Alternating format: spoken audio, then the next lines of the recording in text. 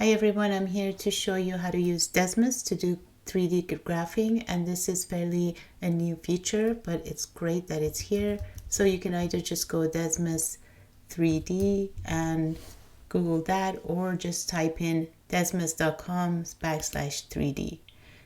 So for some of the problems in the discussion, I'm going to ask you to include screenshots. This will help visualize the problems that you'll be solving.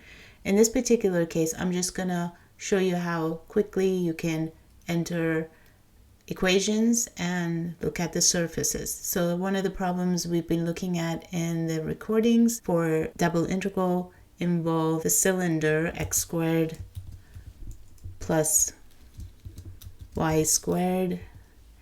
So if I just leave it like that, it assumes that it's z equals that, which is great, and that's a paraboloid. But to make it a cylinder, I'm just going to go with 1. Now, as you see, this is a unit circle. And when you see this show up, it gives you option to extend it to 3D. So that's how we get the cylinder. And then we're going to cut that cylinder. So I'm going to add another function. And this time I'm going to use the plane that we solved, 10 plus x plus y.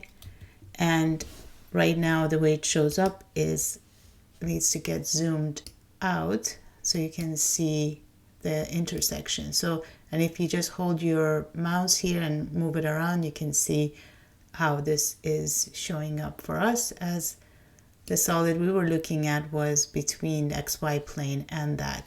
And you can of course limit the range here, but that is done by looking at 0, and then I go to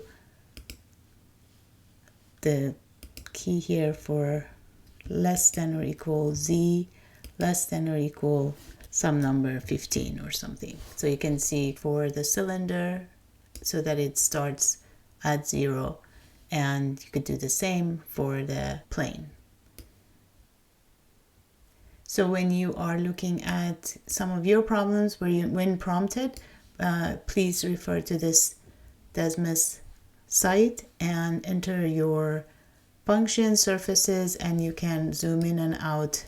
Just make it so that it's showing, like if I zoom in too much, it's not good. So I'm going to leave it like this, and then you can grab a screenshot of this at an angle that shows you have both surfaces present and include it with your work.